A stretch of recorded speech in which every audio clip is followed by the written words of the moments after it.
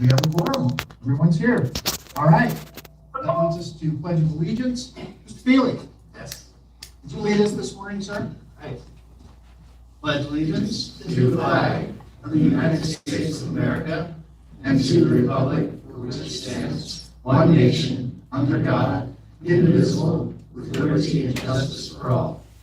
Thank you, sir. That takes us now to public comment. This is general public comment. I don't think I have anyone under just general. Everyone wants to speak on an item, but We do have. I'll one. ask if, yes, Ms. Zarko. Yes. Mr. Rebar. Yep, I've got public comment this morning. Yep, go ahead, sir. Good morning, my name is Drew Rebar. My business is A&A Towing. And 1 year ago in the last June agenda, I came and I made some statements. I did file a lot of documents to go on the public record this morning, and I'd like to confirm that that did happen, because I'm gonna be going through some of those. So as I go through those, since a year ago, the Nevada Transportation Authority issued 3 citations against me. June 9th, Commissioner Groover and Attorney Patricia Erickson heard that complaint. Today it's 20 days later. I still haven't gotten a decision on that complaint. Now, NRS 706-286, 1 says when a complaint is made against a fully regulated carrier tow operator, you're supposed to give me a copy of that complaint. Give me an opportunity to respond. Investigator from the DMV, Appleton, stated that a complaint was created and given to the NTA. You guys didn't give it to me, you violated my process. You violated the law. NRS 233B-038 describes what a regulation is. The Nevada Transportation Authority and the Nevada DMV have been conspiring to violate NRS 233B and enforce regulation that does not exist on the books. Now, the documents that I submitted kind of explain what the state's process has been over the last several years. Since December of 2019 is when it started, based on emails that I've got. I'm just going to read a few statements from these documents. Proposed regulation of the Nevada Department of Motor Vehicles, dated September 22nd, 2022. Goes down to here, purpose. The purpose is, in towing, cannot profit. Small businesses cannot profit. That was the purpose of these regulations. So let's go back in time to May 17th. Now, I complained to the director of DMV and told her she was enforcing regulations that did not exist. Well, that led to some interesting experiences in my life. Chairman Harding, you had an instance where people were spying on you. You may know how this feels. I feel I've been targeted. Anyways, this email from the Nevada Transportation Authority says, John, and this is Supervising Investigator John Foster. John, I spoke to Dave regarding A&A. I say cite them for whatever we can. Cite them for whatever we can. So Dave goes down to my office and he seizes my paperwork. Now let's go to April 22nd, 2022. Now the reason my paperwork was seized is because I impounded a car from my own property. April 22nd, 2022, from Abby Allerman with the DMV. Ding, ding, ding, you won a lien sale prize. We got a Rebar?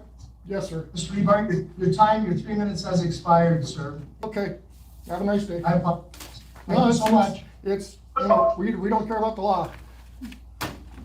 Thank you. Is there anyone else wishing to speak under general public comment? Okay, I will close public comment. I'm going to bring it back to the board. That takes us to item number 5, approval of the agenda. Ms. Babcock, I know we have some changes before we approve this agenda. Yes, we do, sir. Okay, We will be pulling the following items. okay, Item number 10, thank you. item number 113, 114, and 115. Let me get to that page. Hold on just a second. Let me make sure that everything's on live. Would you repeat that again? Item 113, 114, and 115. Okay? Items 117, 118, 119, Okay, 117, 18, and 19, and 139. and 139, 139, correct? Yes. Okay, is that all? Yes, for what we're pulling, however, there is a typo on item number 31. Thank you.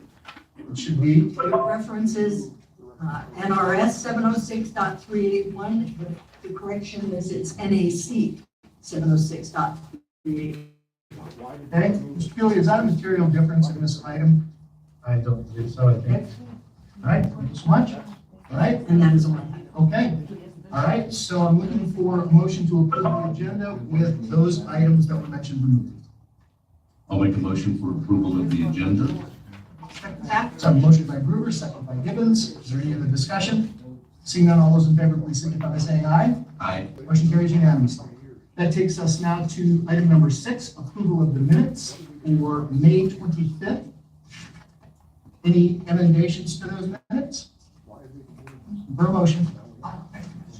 Approval of the minutes of the 25th, 2023. Okay, I have a motion by Gibbons, I'll second the motion. second by Brewer. Any other discussion? Seeing none, all those in favor, please signify by saying aye. Aye. Motion carries unanimously. Sorry for saying any opposed. Briefings from the commissioners.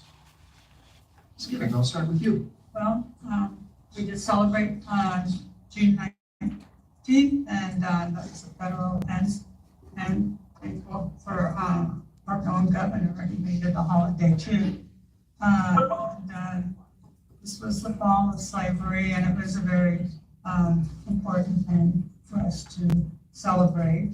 And I've noticed we've been having a lot of PLTIs that are finding themselves on the agenda, which is good. We can just keep doing better and better. Okay? Screw it. Okay, I'll second everything that Commissioner Gibbons said, and we are working very diligently to clean up any of the backlogs. Staff has been busy with a lot of issues this past month and are working hard at looking at future issues, so everybody's doing a great job. Okay, thank you, sir. As for me, as you saw, I've kind of instituted a couple of different things. Another thing that you'll find on our website now, I've created a list of acronyms of all of those dandy little things that we use that confuse everyone. So you'll find that right on the homepage of the MTA's website. As we all know, F1 is coming, and Burning Man is coming to Northern Nevada. If you've never attended Burning Man, you don't know what you're missing. Be prepared. You will have playa dust in parts of your body that you never knew existed. It's just an interesting venue. But I do encourage everyone to come to Northern Nevada, go to Burning Man. If you've never done it, just go out even for a day. It's an experience. Super Bowl is coming. As we said, F1 is coming in, that will be in November 18th, if memory serves me correctly, and then Super Bowl on February 13th. And so we're going to be preparing for those events. There's a lot of other stuff going on, but those are going to be some of our primary focuses, and we're going to try to make things as smooth as possible. There's nothing else from any of the commissioners. If I didn't knock anything loose, we will close item number 7, and that takes us to item number 8, a briefing from the deputy commissioner. Mr. Rose. Okay, first off, I wanted to let everyone know that Neil Farrell, who is one of our certified carriers, passed away suddenly on June 12th. Mr. Farrell has been a certified carrier since June of 2007. He owned and operated Las Vegas VIP Limousines, LLC, DBA VIP Limousines of Nevada, CPCN 1103, and VIP Transportation of Nevada, LLC, CPCN 2154. The NTA staff would like to extend their condolences to Mr. Farrell's family, friends, and employees. I was asked actually by our legal researcher, Rita, to please give a special shout out to our enforcement staff. We were a little shorthanded on this agenda for fluff and fold time because our legal secretary was on annual leave and our enforcement staff, while in the office doing their administrative duties, assisted her with fluffing and folding without even blinking an eye. They asked that if they could assist her, so that was pretty special. Okay. I'm going to open item number 7 back up just briefly. Ms. Erickson, the things that Mr. Rebar brought up, did you follow up with me afterwards? I'd like to just get a briefing on that. I'll close item number 7.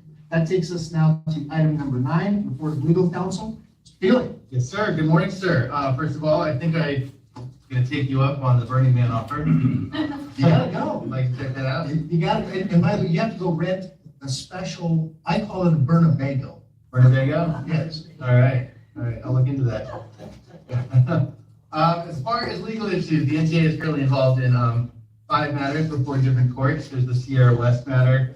Oral arguments were held recently. I believe it's just waiting a ruling from the courts. There's the Margie matter, back down to a court of appeals, and the High Roller matter.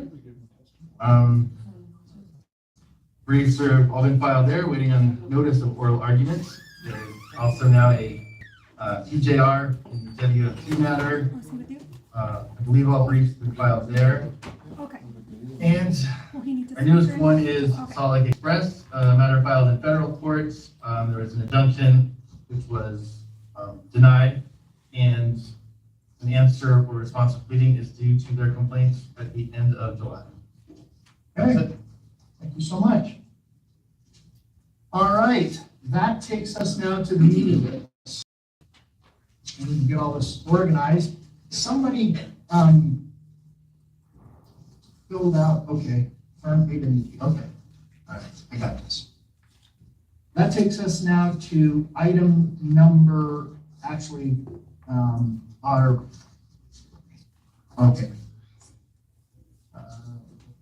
Let me just make sure that I don't have someone. Okay. Okay. That takes us now to item number, well, it's going to be items 10, which would pull actually item 11 through item 82 as a block. Is there any discussion on any of those items? None for me. Okay? I'll ask that. Is there any discussion? Okay. Is there anyone wishing to speak on items, either anything from 11 to 82? Okay, seeing none. All right, we're going to take that as a block. I'm looking for a motion. Hi, Vaughn. Yes, We do have one here in Reno for item number 51. 51. Thank you so much for stopping me. Yes. Who do we have? Marissa? We have Luis Solares and his fiancee Liliana Gutierrez. Okay, item number 51. You guys can go ahead and speak and present yourself first. So hi, my name is Liliana Gutierrez and Di tu nombre. tu nombre. Sí, tu nombre, tu nombre. Luis Fernando Bonilla. And on October 12th, I believe that was the day we got towed. And we had our hearing. So they suspend us the CPCN, which is the advertised service required.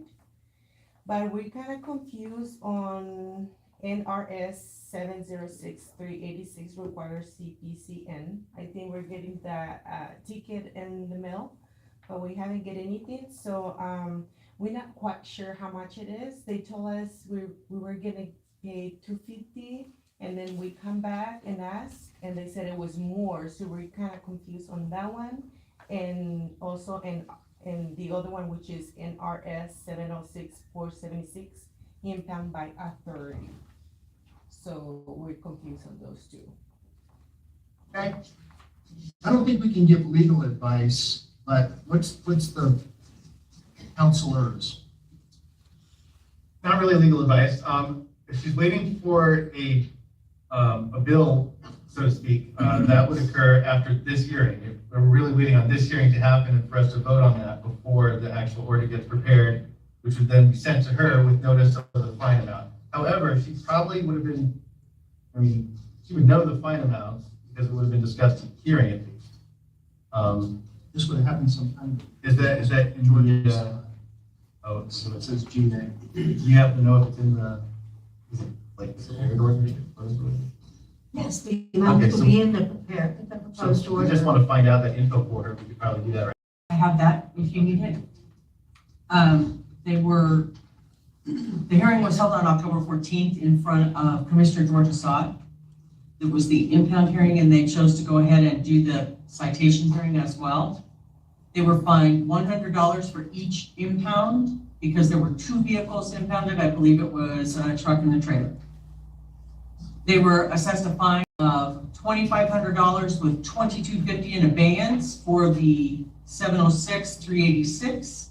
And they were assessed a fine of $1,000 with $1,000 in abeyance for the 758 violation. So when they get this final order, they will owe $250. Yeah, that's, And then the other, No, sir, they pay that immediately oh, okay. Oh, okay. if they want to get their vehicle out. 450. So the letter will state that they need to pay $250 upon receipt of their order. Does that answer your question, ma'am? yes, kind of. So the 250 would be mail, my address, or we have to pay it now? That's kind of a little bit confusing, sorry. You don't pay it until you get the letter in the mail, Okay, and that will be probably 10 days from now. okay. So that would be only 250 and that's all, or we're getting? Yes, ma'am. Okay, No, and if you have any questions, you can call me. okay. What is? All right? Okay, thank you. My name is Frida. Okay, Frida, thank you. You're welcome. Okay. All right, so we've had questions answered on item 51. We're gonna leave that in the block. Looking for a motion for items 11 through 82. On a motion, do I have a second? I'll second the motion. We have a motion and a second. Is there any other discussion? Okay, guys. Seeing none, all those in favor, please signify by saying aye. Otherwise, the Aye. bill's gonna be. Motion carries unanimously. No. That takes us now As soon to as you item give us number the right to do that, 83. we can get it. Docket number 2204002, discussion regarding COVID rates, also known as sanitation and isolation fee, and whether or not they are still needed or should be rescinded, and the effect on current carriers that may have these rates in their tariff. So this is for possible action. Se ve que no, pero ¿quieres que te dé el número de la señora? So, hold on just a second. Do we have anything from staff? You can summarize what we have. Would you? Yes. In your binder, I'm sorry, you have the history of this COVID rate. We're all familiar with COVID and when it started and the carriers came in asking for cleaning fees for their vehicles, at which time they were granted. Then 5/20 of '22, the COVID health emergency was ended by Governor Sisolak, state of Nevada. At that time, we brought it to a general session. Some of the carriers agreed, no problem removing those rates, and others, but they asked for some time in which to do it. So that time was granted. At the end of that time, anyone who had not removed it received a letter from us that was dated January 18th, 2023, stating that we would be removing those isolation fees. There was one carrier, Omni Limousine, who at a general session in January before made a case to continue that because their carriers wanted that. The hotel that they were servicing wanted that. Commissioner George Assad at the time told them they could change the name from COVID to sanitization. And they did so. However, that is still a COVID-related fee. That's just a name change. So we're seeking to still eliminate that. In the meantime, AWG did have that rate. That rate was Someone on the line, I don't know who you are, could you please?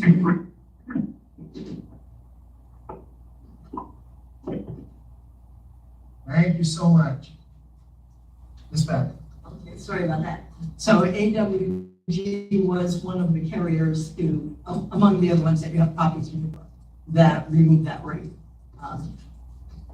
And he has since, he has an item later for PFR because he did bring the sanitation rate as a tariff amendment, which was denied at our last general session. Correct, I believe that's item number 133. Okay? All right, thank you so much. Commissioners, any questions for staff? Hey, I got a whole bunch of people here that have been for item number 83. So as representatives, so I don't know where to start with this. Mr. Kent and Mr. Carson, I've got both of you signed in. Are you also representing any of these other folks, Omni or any of those? James Kent, I am representing Omni. Okay? Because I have a card for them, but I don't know whether Omni. Wasn't here yet. Oh, okay, all right. I just want to make sure that I give you your, But they are available if you have specific Okay. questions that the operator may need to answer. okay? Generally speaking, again, James Kent on behalf of Omni. As Ms. Babcock had indicated, Omni filed a separate request for tariff modification after it was determined that the COVID fees were to be removed. They requested this basically at the behest of their clients. The clients like to see this. They like to see that they felt that by having that in there, that the vehicles would be clean and they could be rest assured. The process for that went over several months. Commissioner Groover will be none too short to tell us that originally when he wanted paperwork on it, nobody did anything or did very little. But through the process, Omni did go through. We did provide information. We broke down in terms of how much the cleaning costs are, how much the supplies were, how much the drivers earned per hour, how much time they associated with cleaning the car, how Omni was going to compensate the drivers. We went through this whole process to determine, here's how we got our fee. When the COVID fee came up, basically, NTA came up and said, here's what you can charge on a COVID fee. Came up with a flat fee. I don't know how staff got to that. I'm not gonna argue that. Doesn't bother me. But what Omni didn't simply just change their name from COVID to sanitization fee. They went through the process. They proved what their number was. They got approved by the commission at a general session. I'm not against what you're trying to do here. What I'm saying is Omni, I think, should be separated and not lumped in. We went through the process, we provided the data, we got voted upon, Omni was approved. And I think theirs is a whole separate situation from anybody else or the lumping in of others. Others want to try and prove it, Mr. Carson and his clients want to prove it, and the NTA approves it, fine and dandy. But you'll note in plenty of other tariffs out there, I believe there's one very large carrier who has a reservation fee. What is that for? Somebody calls up and therefore they get charged on it? Others have fees where they charge for, maybe if you want music in the car, you want the TVs. Let's stay Right. on the. Well, what I'm simply saying is, there are a whole vast variety of what fees people charge and what gets included in the tariff. Some do, some don't make it. We went through the process, we proved it. This is a unique situation that Omni proved for their purposes and for their clientele that they wanted this sanitization fee. And I don't think that we should just simply be lumped in with everybody else and have it removed. If the commission wants to come back and try and take it away, I think we should be afforded the time for a hearing, just as if we were denied something or if we wanted to change something. So my only objection to this is including Omni as part of the larger group. I think Omni is unique and Omni went through the process separately and therefore shouldn't be included with everybody else. Okay. Thank you. Good morning. Carson. Good morning. How are you today? I don't know, I guess maybe a procedural matter. I mean, we have a petition for reconsideration is 133, or item 133 for AWG, as well as the discussion item here as to whether you guys want to continue with the COVID isolation fee rates or something like that. So I asked this upon you. Would you like me to go into the details of 133, which I've I think I want to get to 133 when we get to 133, but I want to just, this is a general, because where we are on this particular item, as you can see, is discussion regarding COVID rates. The governor has basically said, for all intents and purposes, COVID's over. I'm not going to argue that with him. And so that's why we're having this discussion. Should we continue to include these kinds of fees and as a COVID under that umbrella? Well, let me begin with this. I don't care what they call it, whether call it a COVID fee, an isolation fee, any kind of fee or whatever it is part of your tariff. The tariff is what governs what you can charge and cannot charge to the public. And by means of a tariff, what you guys need to look at is what your role is in regulating, not controlling a business. And the legislator has spoken to you directly on this issue. So if you look at NRS 706.323, it says limitation on power of authority to regulate rates. And what that comes down to, it says the authority may not investigate, suspend, revise, revoke any rate that is subject to the approval of this authority because the rate is too high or too low unless it's unreasonable. So what is unreasonable? Or the opposite, what is reasonable? I think reasonable falls within the purview of the business owner, the person that you guys regulate. What do they want to charge their customers? What will their customers pay?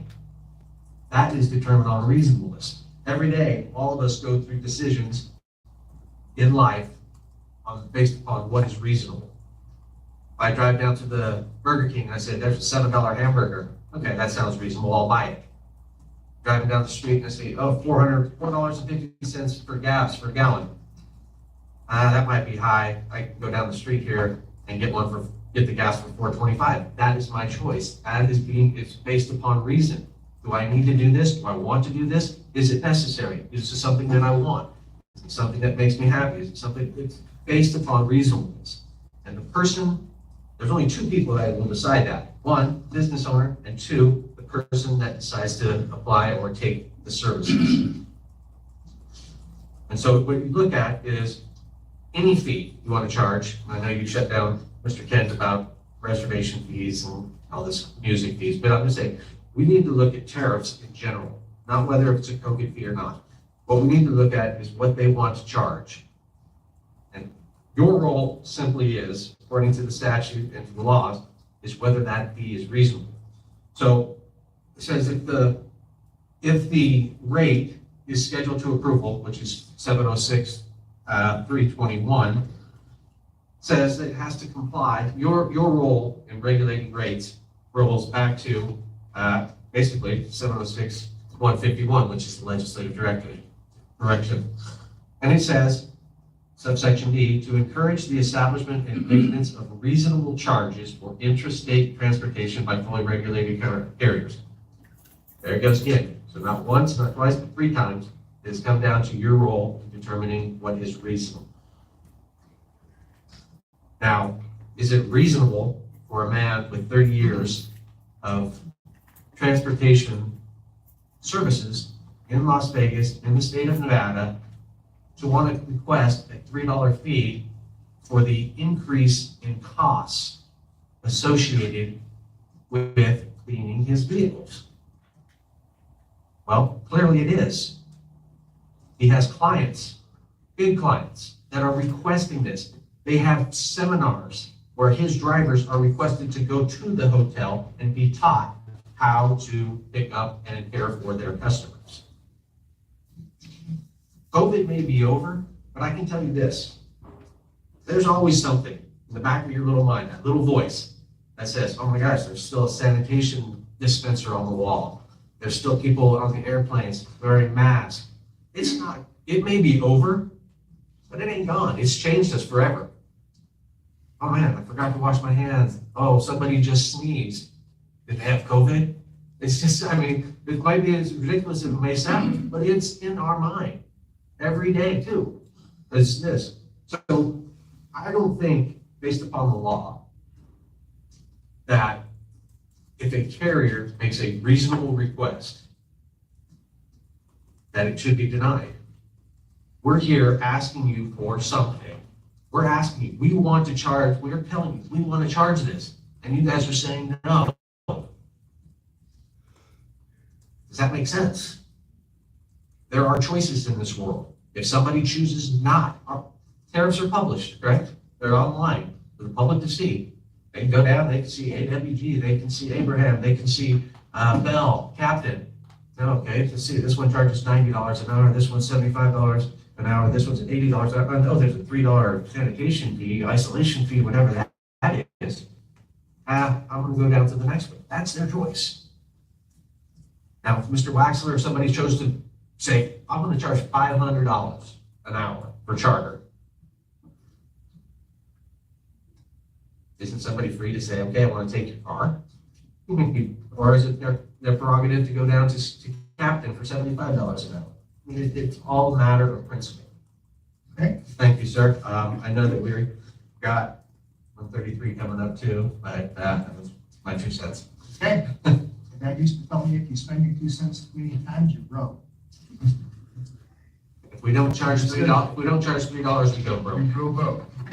Okay? Let me, I have AWG signed in as this. Who's the owner? Okay, no, I'm just asking, I have a sign-in card, just want to make sure. Yeah. Okay, all right. That's why I'm here. No, I understand, but I wanted to give you opportunity if you did want to speak. That's what I'll just wait till 133. Okay, thank you. Can someone explain to me about the issue that Mr. Kemp brought up with the item earlier? Because I wasn't here when that occurred. You're looking for something else, or you No, looking? well, you said that you were given an approval at some point and you wanted to be exempt from this, and that's what I was looking Right. As Ms. Babcock indicated, I forget what the date was, but she had, again, this is James Kemp. Ms. Babcock had indicated that on the January 2023 agenda, through a separate tariff modification application, Omni was granted to be allowed a sanitization fee. Okay, Is that what you were looking for? that's what I was trying to understand that. Mr. Spillo, can you talk to me about this? Yes, in your binder, there's the order from the January 12th general session. More stuff. It says 22, but it's actually, there's a typo, that was January 12th, 23. 23, okay? And at that point in time, they were doing multiple changes. One of them was to include this sanitation fee. They were instructed previously to change the name by Commissioner George Assad, said he didn't care, just change the name. If it's, if Okay, nobody wants COVID, then change it to sanitation or something of that sort, and that's what they did. okay, And so then it came through, it got voted and approved. Staff still had our reservations because we're not allowing others to do COVID, but we're allowing them to do it if they change the name. Okay. So, it's an add-on fee. okay. That's, If I'm, Hold on a second. okay, I don't know which way. Hold on. So it was just by a simple name change, semantics as it were, right, but it was approved. it was approved, yeah. Okay. Approved. Two to one, I believe. And I believe my question is going to go to Mr. Cervello. Wasn't there a question on the justification that Ms. Marinay had given, that her numbers were considerably different than your numbers? There's always been an issue with the carrier providing empirical data to support the cost of the fees, yes. And did you receive empirical data prior to that decision being made to grant it? I think at the time we received 1 or 2 invoices. The rest was spreadsheet work, which been created. And Mr. Chair, because we've heard this so many times, we had a very long hearing in July of 2022 on this particular issue. It was continued, I believe, to September, October of 2022. Commissioner Gibbons and I voted to eliminate these fees. Then it came back on a month or two later, and they were given back, at least to Omni. So none of these, let me finish, please. None of these, even further along the line, had furnished detailed financials to establish the need for these fees. So, I believe Mr. Carson recently submitted a spreadsheet, but that doesn't show how much is being purchased and for how long and for what period of time. So, the request by staff is that they furnish the empirical data, and that to date, I don't believe is ever by any. Okay, well, my feeling is, that, and I did vote with Commissioner Assad, for the sanitation, because these are our carriers, these are the people that are working and, doing the job, and some of them are 30, 40 years, and they're amazing people. So I think if you want to put them in care for $3, and that is sufficient for them, then God bless them. They should be able to do what they need to do. Because we're here to help them. In addition to, when we get citations or something happens, then, we may have to do something else. But this is important to them. And so if it's important to them, it's important to me. Okay. Do I have anyone in Reno wishing to speak for us on Is this? item 83? Nope, we do not. Okay, I just want to make sure. Thank you. You know what, hold on just a second. My turn. No, My turn. Oh, hold on. My turn. I thought I knew where I was on this, and now I'm not sure that I know where I am on this. It's always good. That's why we have these hearings. Mr. Wexler, I know you did sign in, so I'm gonna allow you. Do you want to come up and, please?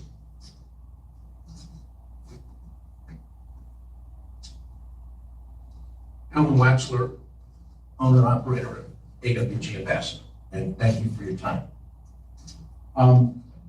I do have a separate docket, but I think it's all relative to, while we're on the subject, and for the sake of saving time. Well, I'm gonna ask you to stay Yeah, on I- item 3. Okay. Well, but I'm just saying, I think that from a standpoint of regulating, we really have the right to put out our rates, and people have the right to say no. Here's why I'm gonna ask you to stay on 83, Sure. not 133. Because if we vote in favor of this, it makes 133 moot. Gotcha. Kills it. Okay? There is no argument at that point. All right, great. So that's why I'm just suggesting, let's deal with this at this time, and then, Okay. and then we'll get to 133 and 133, if we get to 133. So, Fair enough. all right, anything else? Yes, I understand your comments before, and I want to just take Okay. objection to one of them.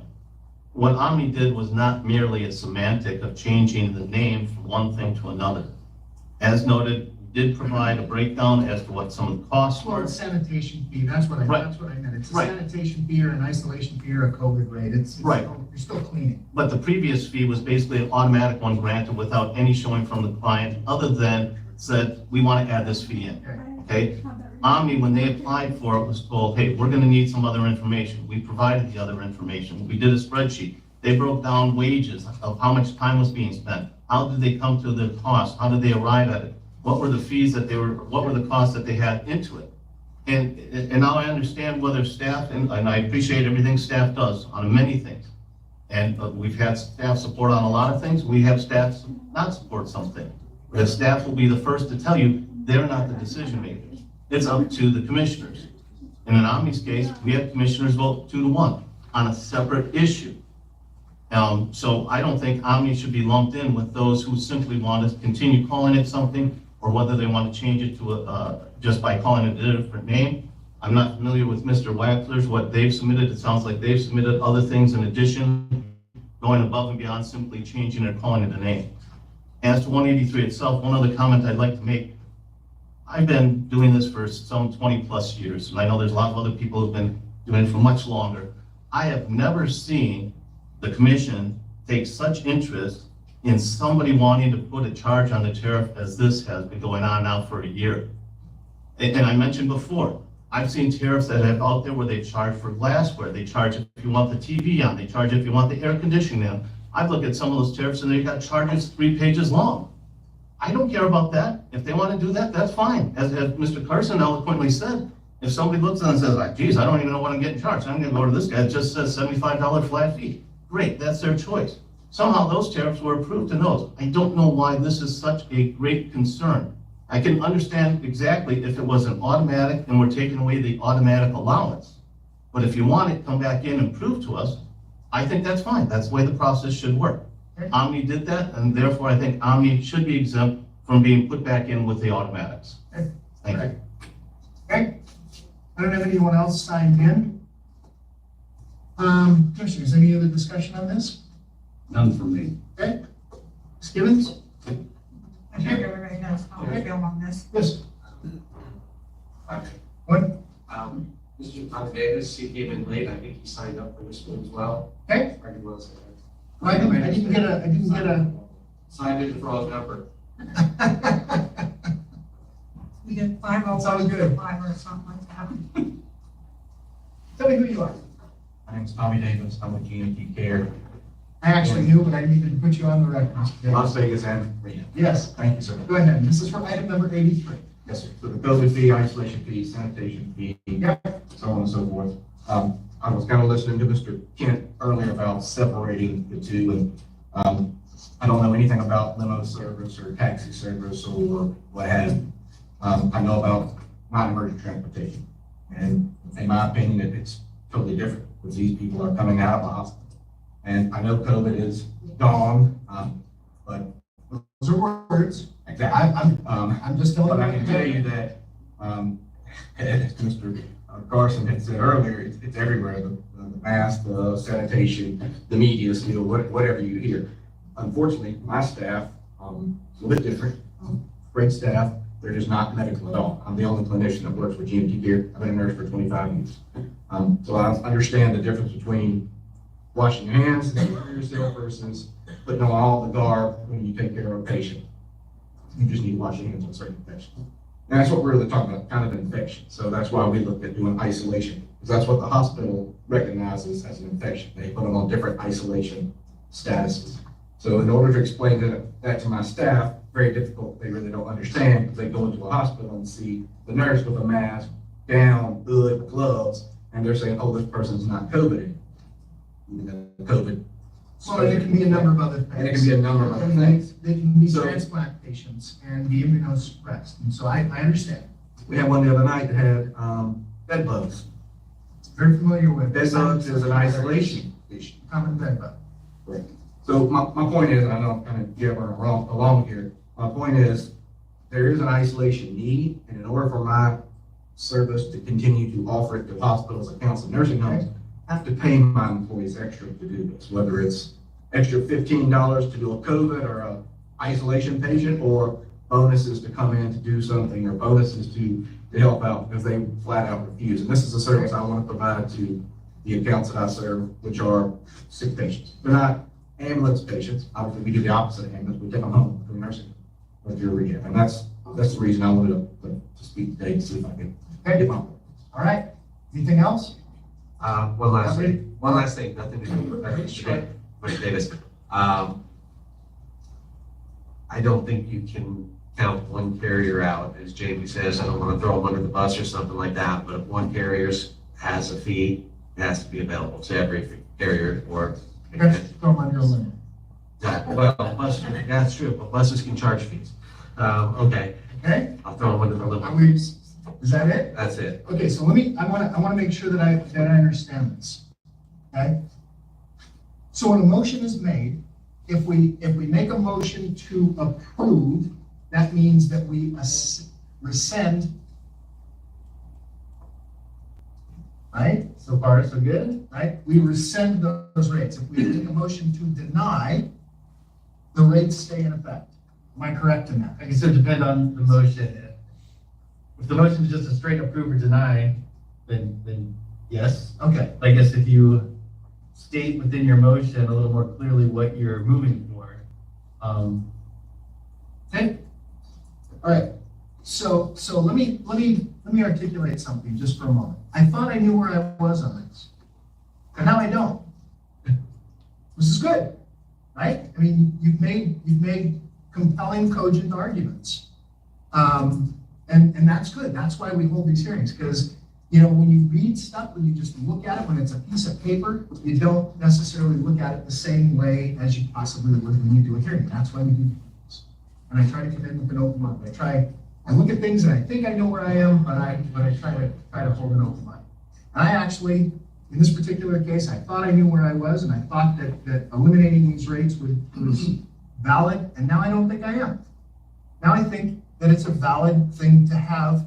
You've made, again, a compelling argument to say, look, I'm charging these rates, and as long as they're, you know, they have to be posted, is that not correct? They have to tell their clients that they're actually charging these rates. Am I not correct in that? Right, yep, so you have to post these rates, so it's not a hidden fee, just buried in there somewhere where, you know, it's like Prego, it's in there. Okay, so you have to post this. All right, I understand. And you, Mr. Rubin. Mr. Davis, your rate will be different than Ms. DeMarinet's, so your rate will be held. You submitted for $50 before, so there's a considerable difference with the carriers. And if we're gonna open it up to them, I believe that Mr. Weber and Mr. Davis and Mr. Segura that operate tow trucks will be entitled to the same rate. What would they be sanitizing? Well, what are they sanitizing? Well, they're sanitizing the We inside. don't know that they're sanitizing. That's why we ask for the empirical data to be produced for a period of time to show that they are actually purchasing those items to clean those vehicles. Now, we know that Ms. DeMarinette has a company that cleans her cars, but are they including all of that for this, or we don't know. And that's why Ms. Babcock and Mr. Sabello have asked over and over and over again, Mr. Carson particularly, since our July 2022 meeting, very long meeting. Nobody produced any information at that meeting. And I understand that Mr. Waxler produced a spreadsheet. I haven't seen it. And for all these customers that are begging to pay this extra money for cleaning, we don't have them lined up to testify or no letters from them. So my only thing is when you come in and ask for something, justify it. Nobody, I mean, if we're just going to open up rates, I know that the towers all want to increase everything they've got. Why are we even doing tariffs? Valid argument also. So let me ask staff. Is this a particular rate, or can they charge anything that they want? In other words, can we say it's a $3 rate, or can we say it's a $9 rate or a $2 rate? Well, originally, when the COVID came in, the carriers came in with a suggestion with what they wanted. Okay. And that, the LOA, who represents several, they came in and they just asked for $3 for the low, $7 for bigger vehicles. Mm-hmm. And there were multiples that, and then others came in and said, well, you know, we said, well, this has already been approved, so they went, we didn't specifically say it should be this or it should be that. That's how it came in, that's what was granted. The COVID for non-emergency medical, I believe was 25, don't have it in front of me, and now they've wanted it. And now they wanted to increase it to the $50. I don't believe the 50, it did get approved, but it went from 25 to 50. I think it was 35. 35, maybe 35, so 50. And that's just based on what they submitted. Yes, And that was approved. Yes, was it 50? No, the 35 got approved. 35 was approved, that's what I'm saying. Right, the 35 was, yes, and the 3 and the 7 were.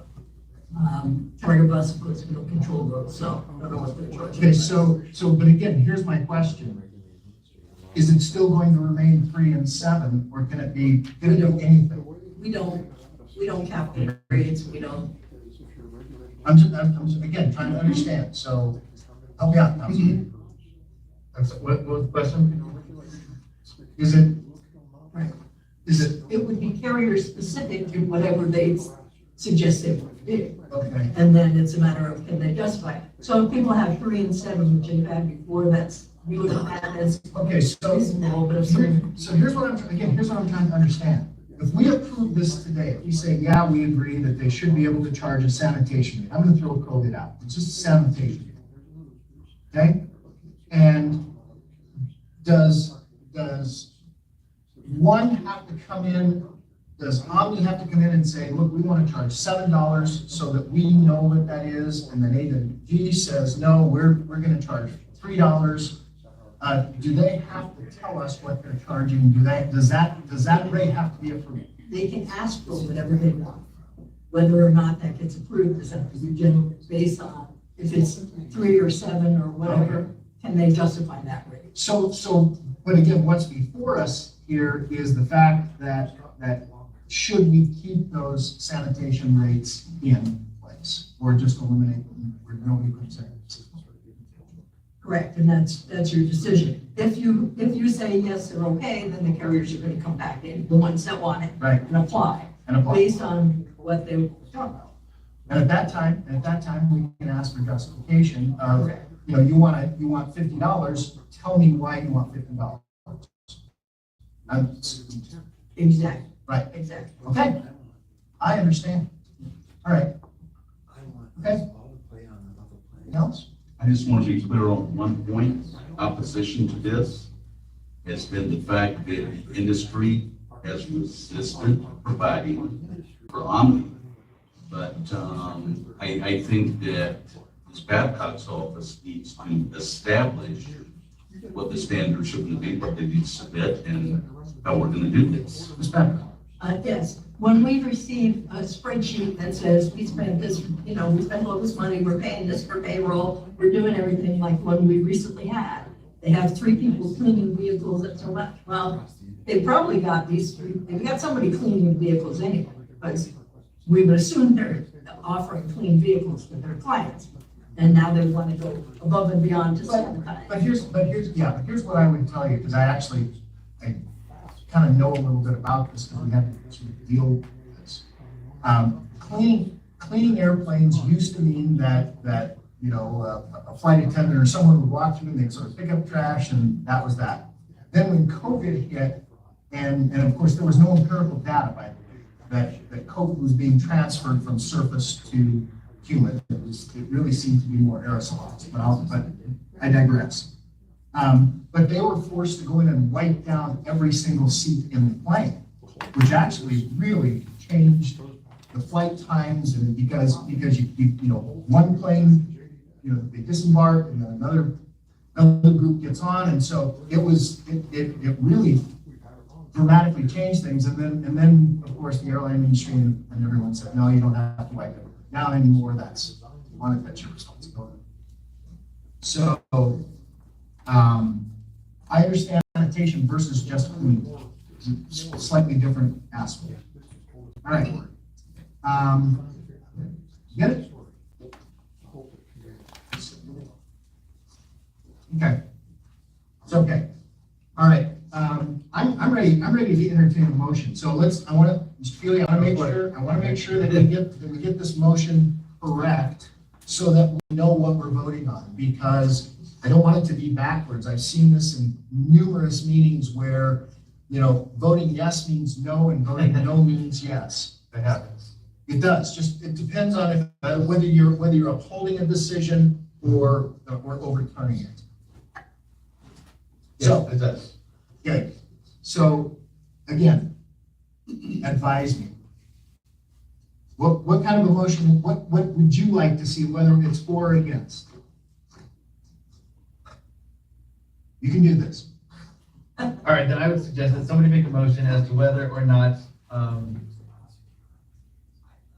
the way it's written here mentions whether or not they're still needed or should be rescinded. So it mentions both possibilities. So you're gonna have to stick with one of those two. Okay. So I move that so they should be, If we move to rescind those rates, it means it's over. The rates are no longer in.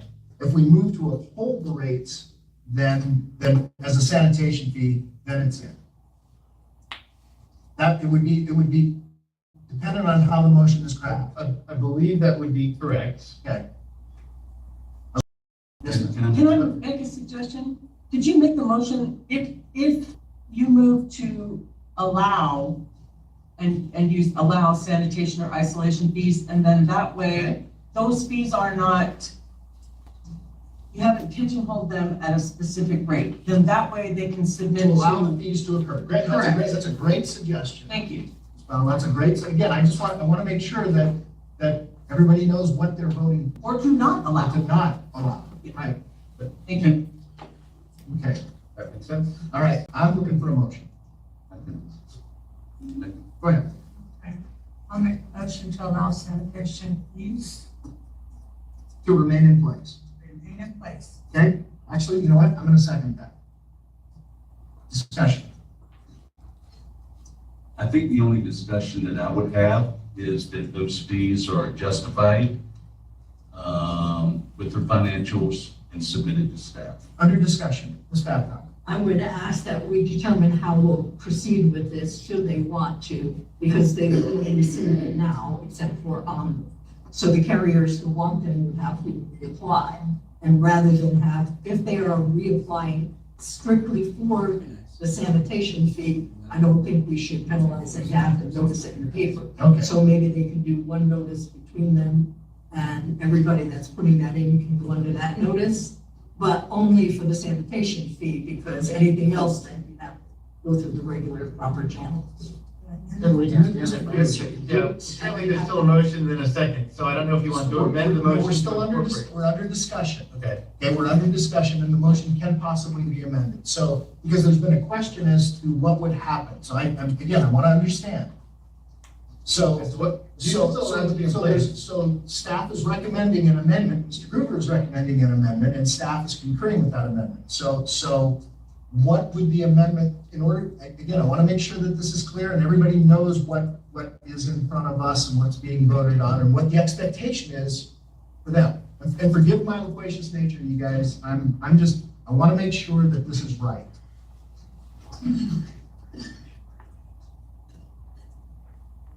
Even if you approve the motion as it's currently stated, I don't think it necessarily prevents what's being asked.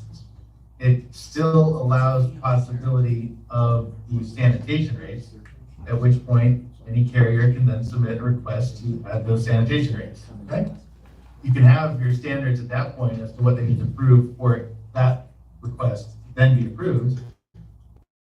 But it wouldn't be prevented by not going through with your vote right now. Do we need a future agenda? I establish the standard of what they need to come in with to I'm asking, I'm trying to understand. I want to make sure that nothing is taken for granted. I'm not trying to make things difficult, and I'm not trying to be pedantic here, but it's important for me to understand what I'm voting on and that what the expectation is from the carriers. And I want to make it as easy as possible on them. I don't want it to be difficult on them. If they want to apply for this fee, I want them to be able to have a sanitation fee. Screw it, but I hate to bring up agenda item. However, I think it's important to ask Ms. Babcock if the standards were met in 133. If this gets approved with those standards, did they meet their burden? improving it, the need of it. Well, that's hard to say. So let's just be careful with that. Yeah, it would be on a case-by-case basis, I don't want to open up 133. No, I don't want to open it up, but we need to have some sort of standard set here. Are we just going to say, everybody gets this fee? Then that goes back to, Or are we going to say, show us where you have spent money to deserve the fee, or are we just going to allow them to add $7, $10, or $50 onto their rates? That was the purpose of the hearing That's back what in everybody July. does. Okay? Okay, Then go ahead. Go ahead. yeah, then I suppose if you are going to allow these rates to exist, you can amend the motion to require that anybody requesting this particular tariff meet some sort of burden. Some sort of minimum. What's the standard. burden of need?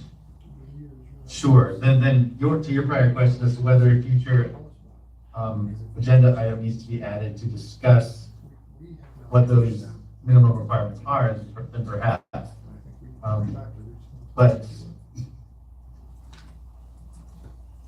I just want it to be legal, I think, right? I mean, yes, you got, I mean, you're my legal beagle. I'm a legal beagle.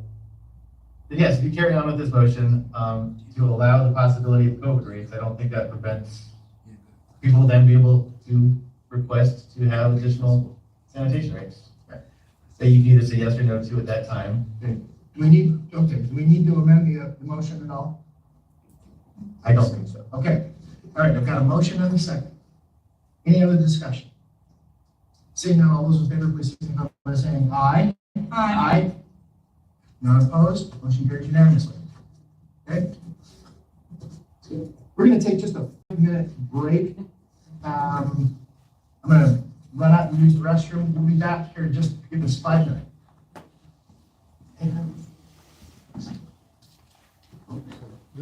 This is why I'm getting upset every time I do a nursing home. This one, I'm sorry, it's another for Might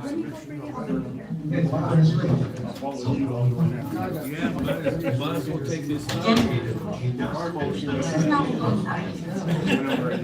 You know, just say you know. right after discussing. That's why I asked for a raise. Which one are you? 120. Question, this is not an agenda item, so you don't talk about it.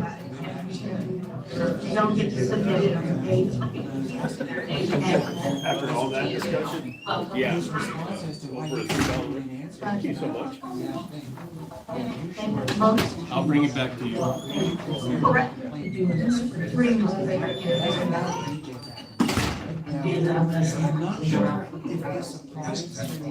I have to read it. It's on the. This applies. So, submission on the day, You and I to do. If they don't have a regular. we'll need to have a discussion, so we're not gonna do this ever again. Not allow permits on the day, with a day before the week. How are you? They will continue to do 3 months. What is this? Motion to disqualify. No, but I mean, what are the rules? You gotta say people's prejudice, it's like prejudice. People they give a PLPR somehow.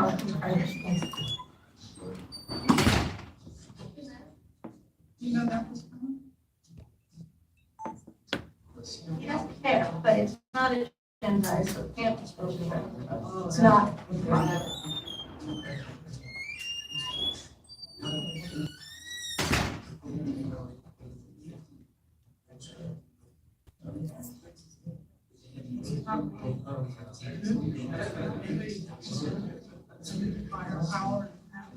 I can't resist the day.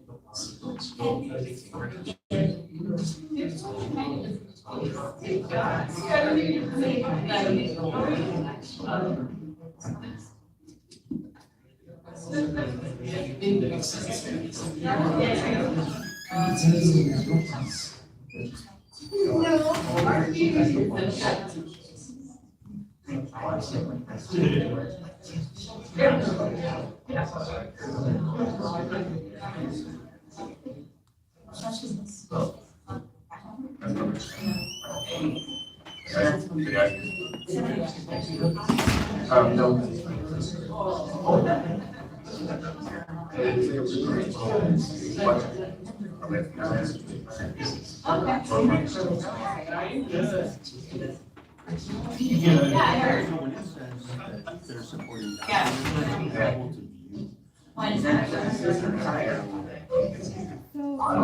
can show you exactly where to go where you can register.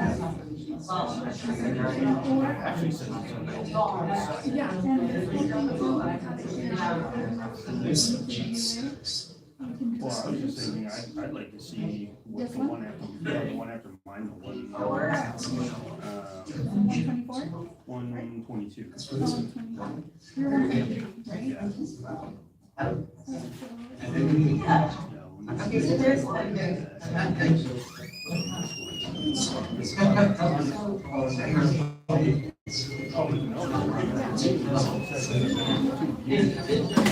Yeah, we have a USD that we can give you for you. Do you want to do that right now? Because I think we already have a laptop and I can do that. Let me just wait after I need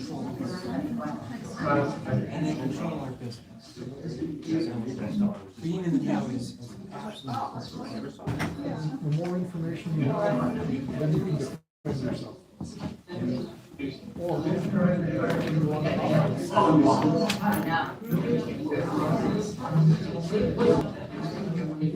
to read that stuff.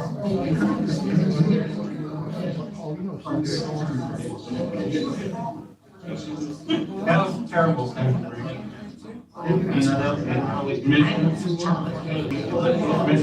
That's all. Trying to get you back on.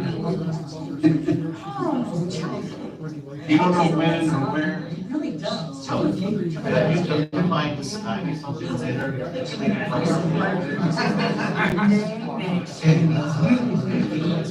All right. I'm gonna ask everybody to come on back in, have a seat. Thank you.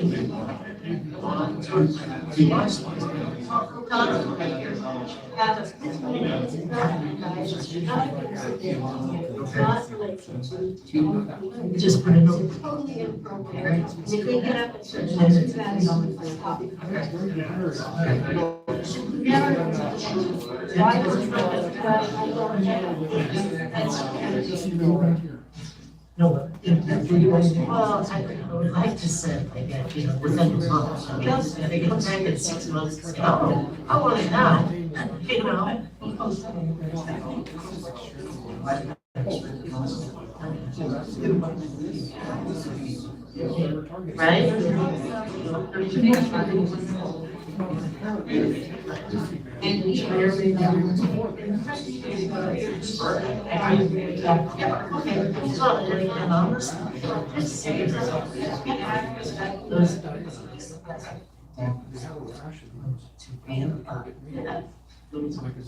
Yes. I'm just waiting for my other commissioner to come back. Just in the restroom. There was a line, sorry. That's okay. So they got the concerts. Yeah, it is a problem.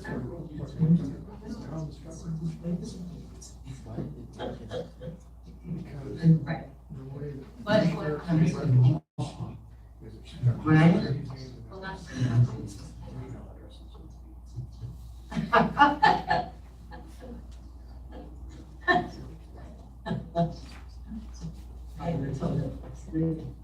Rumors out. Always. Oh. Yeah, there's a lot of this. Okay, ready? All right. We're back. Thank you so much. That takes us now to item number 84, docket number 22-11017, discussion regarding the continued use of Amati software system by tow carriers and whether or not the approval should be conditioned. Who has this? Ms. Babcock, welcome back. Thank you. Thank you. This, you're familiar with this, I'm sure, because this has been on the agenda multiple times. Yep. We have several carriers, I think the count's up to about 11 that are currently using the Omadi software system. Okay. Staff recognizes that the Omadi system is a good record-keeping tow operator system. We have no problems with the Omadi system. Our concern is with the wet signatures for the towing of the vehicles. And through discussions we've had and looking at our reports, and Mike Myers from Omadi is here today, we're aware that they can change certain things with regard to the wet signature. So I have asked previously that we get what I refer to as an exception report, they call it audit report, which will show, given a specific range of dates, if anything, any changes have been made to that electronic signature that replaces the wet signature for our tow carriers. Right. And he has a report. He told me that he is ready to demo that report. I was not able to set up a time, that will have to go through Todd, Chief of Enforcement, for his people, for their schedules and so on, that he would like to demonstrate that report. So that is one point. The second point is that while that is good, that would help with our operational inspections when our enforcement people go out to a carrier and have to look at a certain range for OI, for an operational inspection. But they also get complaints and multiple things of that nature, and it would benefit our agency, our enforcement people specifically, who have access to the Omadi software. Now, Mr. Meyer of Omadi says while that is possible, that is not up to him. That has to be granted by the carrier, which of course makes perfect sense. And so if we had the request and the exception report, that would be very helpful, that would be great. However, we're not there yet. The last time we had someone come in for approval was fast towing. Fast towing was granted use of the Omadi system conditioned on giving access to the NTA. And that has not been done yet, to my knowledge, that has not been done. So that's where we are at today. I think that's the history. So let me ask a question. And you guys may not like the question that I'm about to ask. And I'm not one for kicking cans. But should we kick this can down the road until staff has an opportunity to, and we can certainly get some, we can have a conversation on it, but should we potentially just say, maybe this should come back at a future time once staff has had an opportunity to see some of the demonstrations, and it sounds like we've got somebody from Omadi here. I'm gonna be honest with you, I love software. I think that the solutions lie in good software. I'm all about that. Having dealt with lots of different pieces of software over the years, both in my private life and professional life, I think that that's the wave of the future. That said, I know that there's some sticking points, and so. I can answer that very quickly, and no. No? I don't think we should kick this down the road. Okay. I think it's been kicked, is the problem, to resolve it. Okay. And the issue is that when we originally had 5 or 6 out there using the Omadi system, some of them since 2016. And then others wanted to come in, and how could we let them use it and not these use it? So then they got to use it, which makes perfect sense. Okay. And it is a good system. However, I've also learned from the Omadi people, the Omadi software, that there are various versions of Omadi software out there, that some carriers are using one version versus another. There are also various ways that you can set up an Omadi system so that certain things appear however the user wants to use it, which is fine. However, that means there is different versions out there being used. And so the request of enforcement to have access, I think, is very valid. And I would like to stop kicking it down. Okay. And get it resolved. Commissioners, any questions for staff? Only a comment. I think Mr. Meyer should be allowed to talk today. He's traveled quite a distance. Yeah, no, we will absolutely To sign. make this, and it's an issue of enforcement needing to access the Amati program. So it's something to address that, particularly for those that have the program. Okay. Any questions for staff? All right, I'm gonna close that section, and I'm going to open up public comment. I'm gonna start up in Reno. Mr. Bomback, Michael, I have you signed in first. Signed in for public comment. Did you want to make any comments on this? Thank you, Michael Baumbach, representing Million Towing Services today. Forgive Michael, hold on just a second. Bombach, I apologize for hacking your name. You may call me Vaughan. It's okay. The floor is yours. It's not gonna stop in the future ever, so I'm totally fine with it. If you don't mind, I would like to speak later on, and I'd like to have Lucas speak before I do. Okay, yeah, well, Lucas, I saw that you were signed in, Mr. Folletta, but you didn't give me an agenda item. Oh, I'm sorry. That means you owe I thought I did note. you owe me lunch, Lucas. I wrote it in. Oh, I'm sorry. I apologize. I thought I did write that. I did it on the sign-in sheet. That's where I wrote it. Mhm. Okay. Okay. Thank you. And yes, I'm representing Milne Towing today. We support staff's effort to have transparency and ensure that, you know, their books and records privileges are effectuated. So in other words, we don't have a problem providing, you know, any kind of particular record that staff wants to have. And so for that reason, for example, the exception report, the request to have quote unquote access to Omadi, that is a little concerning. I'm not totally sure what that means. And it's not fully articulated here in the agenda packet. If that is meant to mean that staff can have ongoing access to Omadi without any sort of notice to the operator and can therefore review any sort of input data document that is housed in Omadi, that is a little more problematic. Typically, as I understand it, you know, if the NTA wants to do an investigation and they want documents, they go to the operator and they say, here's a list of documents we need. And it's somewhat of a noticing, has a noticing effect. Now everyone knows what's going on, what's being looked at, and we can all look at the same problem together. If Omadi is sort of open on the back end to the NTA in all times, we don't know what's being done with the data, we don't know who's looking at it, and we don't know what's being requested. And, you know, frankly, it's our data, and so we appreciate that the staff has those privileges, and we're not trying to get in the way, but we would like to know what's being done with the data and how it's being used. And so perhaps that concern can be addressed with a little more specificity around the access point, but that was what I wanted to say. Okay. Thank you much. So Mr. Bombach, do you still want to speak? Bombach, I'll get this. He can be taught. No, sir, Lucas said everything that I want to get across. Okay. Okay, I'm gonna bring it back down here, and I've got Ivana Cohen signed in for Fast Cohen. I was, excuse me, Chairman, I was signed in if I got an opportunity to speak at a later time, since we're moving on. On item number 84. Yes. Yes, we have it here. Okay, I'm sorry, I don't have that in front of me, but please just fill out a card and go ahead. And, you know, once you're done. Go ahead. He did fill out a card and I did send it down. I didn't see 80. His first card, he did write down 4 and 84, so maybe. Oh, I'm sorry, Marissa. Okay, go right ahead, it's all good. Mr. Rebar, my bad.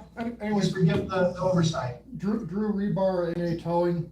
A couple of issues with this whole thing with Omadi. Number one, why are we highlighting one software provider? That's not the history of the Transportation Authority.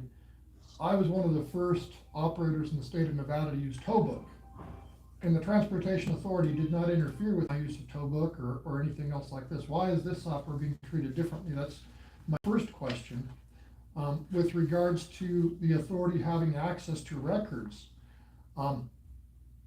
David Gravel and the authority seized my papers based on unwritten regulations, and then he prosecuted me and wrote citations. I've got great concerns with the staff picking and choosing winners and losers and looking at people's data because they believe that they want to harm one tow operator and uplift another tow operator. That's part of the documentation that I gave earlier for the public comment. So I'd reference that documentation, which are very clear emails that between the NTA and the DMV, that your purpose is to prevent us from profiting. And now you want to look at our data. Great concern with Fourth Amendment and overreaching, and how is that, what rules are we going to put into place with regards to that? Final issue is NRS 233B-038, regulation defined. 1, regulation means an agency rule standard. Let me go back to item 83 that you just approved in your agenda. The commission kept using the word standard in describing what you were doing with this. So standard is a word in this definition of regulation. An agency rule, standard, directive, or statement of general applicability which effectuates or interprets law or policy or describes the organization, procedure, or any practice requirement of any agency is a definition of a regulation. So should this more appropriately be put into an NRS 233B format with public meeting costs, all of that that's required to create a regulation? I think that this is not being done properly within the procedure based on the language in the statute. Those are my concerns. Thank you very much. Thank you, sir. I appreciate it.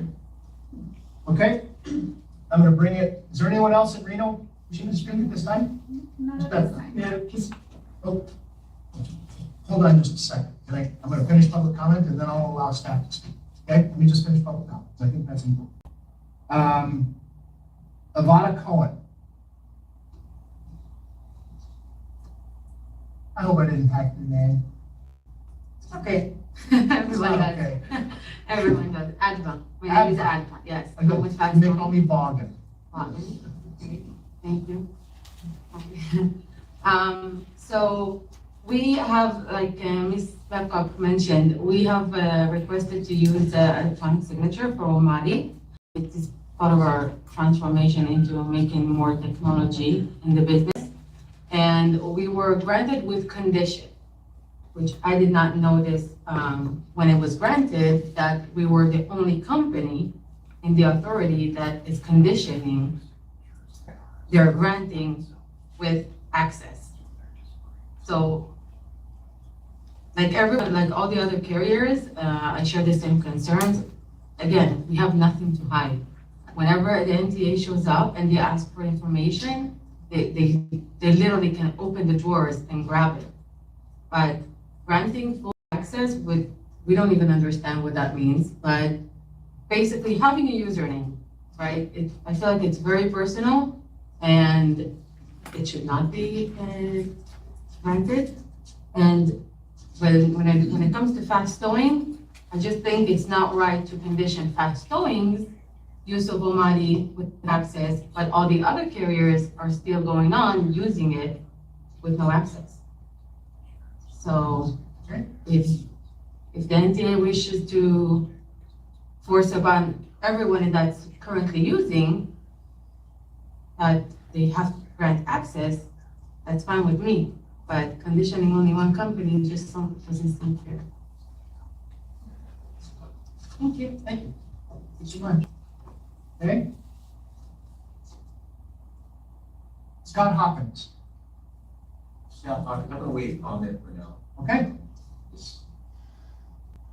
Okay. All right. Before I bring Mr. Meyer up, I've got Robert Segura.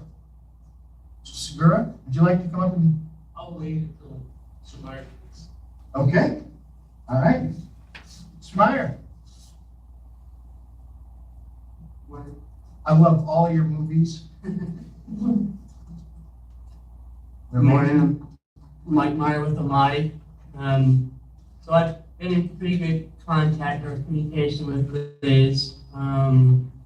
Also did a demo of the report that was requested, I want to say back in January. Ended up running out of time to use Zoom kicked us out, so we only had an hour in Zoom. Did find a few little flaws, so we got those flaws fixed. I since tried to reach out to a few of the enforcement guys through phone, left some messages, and also through email to try to get a training session up for at least how to run the reports. And I also did request that, because our system, we don't have different versions, we just have different mobile versions. So that doesn't make the software different, but we also allow our customers to customize their software how they want, in the way they want. So a few things that I did bring up is to maybe try to get some of the basics set in stone between Nevada users versus a non-Nevada user, which is if you want to tag, then you have to have these certain fields and these certain reports set up in order to utilize the software for signatures, right? And that was something that I had brought up that, we could set up for all Nevada customers upon signing up with Omadi. If you're a Nevada customer, you have to have at least the basic things set up. We also made the Omadi domain for the MTA. So you guys could have access to your own domain, create your own records, and play around with the system a little bit to understand the system. Again, your setup would be different than, say, Fast Towing or whoever else uses the system, right? But it would have all the basic things that you guys are looking for and that all of the other carriers would have and will have. So in other words, they can create, it's just like a sandbox, yeah. Right, And it's just a mock-up. as far as the access to their account, when I was first asked, I did push back because I do feel like the data belongs to Omadi at the end of the day, but it also is the carrier's data and their carrier's info. And so we, on Omadi's side, did create a special role for NTA when we were ready to roll it out. And when everybody was on the same page, which is we would give access to certain parts of the system, but not access to their whole system, right? So I don't think it's fair to be able to see all of their accounts or, to be able to edit any of their records. And so we were going to start with the access of just being able to access that report that shows whether dates and times were modified. And maybe not give access to see every single job and every single record. Again, without the approval of the tow company, saying, you know what, I don't care, you can have access to that. Or this one says, maybe I don't want you to have access to see all my jobs, but I don't mind you having that report, right? So the report doesn't give you a count of how many tows you've done or how many tags you tagged. It really just, we set up the report and it kind of shows were the tag times ever modified? Was the signature times ever modified? Was the signature ever re-signed? So, I'm being told that a signature is only good for 24 hours. So every 24 hours, you're going to get a new signature for the approval. So that's kind of what the report was doing, is to make sure that records weren't being modified in a way that allows them to tow vehicles before the 48 hours, or allow them to have one signature valid for 3 days when it's only valid for 1 day. So, I'm in favor of the report. We did spend quite a bit of work getting ready, and where we're at. Okay, so commissioners, before now I have any questions from you, Ms. Babcock. I just want to say that I was endeavoring to keep my summary brief, but I understand there is a tow book system out in use also, which we've not addressed, but would certainly fall under the same type of issues, we want the same thing. And I'm not familiar with what exactly enforcement would want, but I would think it would be a read-only type of access, not where they would ever change any of the data. And it could be restricted to certain areas that they need, although I don't personally know those areas. Okay, so the way we're styled today, we're not styled to talk about other software. Correct. We're styled to talk about Omadi, am I correct? Yes. Right, so this doesn't Fasto or any of the other pieces of software out there. And what we perhaps need to do is, once we make a decision on this, we may need to come back and just say, and it could be a very sort of almost a consent type of item, that pieces of software that perform this particular. Okay. Chairman, Commissioners, one more thing, if I could interject. With regard to regulation making, I would. Mr. Rebar? Yes. Hold on just a minute, please. Please, I gave you an opportunity to speak earlier. I brought it back to my board. Let me, let them ask questions of Mr. Meyer. I do, but let me go to Ms. Babcock first. Okay. The main thing we were interested in was the exception report, or as he calls it, the audit, which would show a change in the signature, change in time that it was done, whatever the case might be. We are not interested in who their clients are. We're not interested in anything else. But if there are changes on that exception report, then enforcement will go back and do an inspection. Yes, true statement. Our concern is with the reliability, taking away the wet signature and using the system signature. Right. It's just, That- it's just, that's our it's just a wet signature. Right, and that's how this all started, because they can make changes to it. So if you can make changes to it, and there's no way to know, then how can you rely on it? But if there's an exception report that will show you there have been changes, then you know, if there's an issue, you look back on that date time period, there were changes. And then for Mr. Meyer, the NTA contact you to get a range of dates for an exception. So currently, the way it is we would give you a login to their account if it was agreed upon them that would only have access to the report. The other thing we talked about on our dev side was we could send out an email to the NTA once a month with that report. Again, pretending that everybody agrees that has it for you guys to get that report. However, you're going to get a report of a whole month with hundreds of thousands of records, and it's really hard to read through versus just trying to narrow it down to a specific date range. So, you know, I'm in favor with, you know, you guys having access to that report, or having, you know, an email, or even us pulling the report and sending it.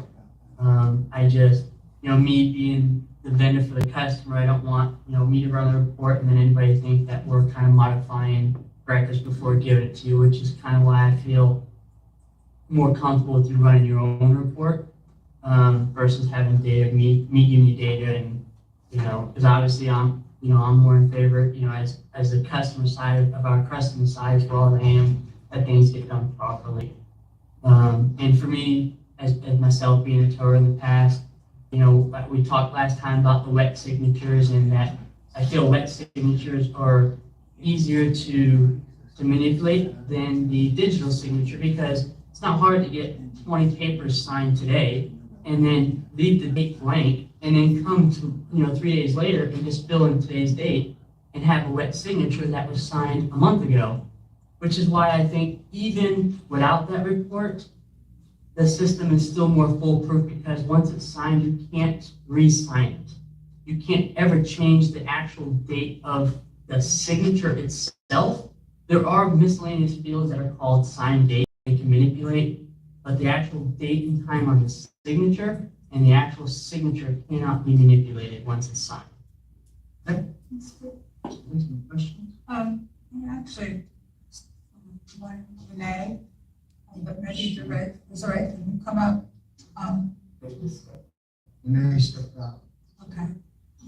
Because she's telling us that, a different thing, okay?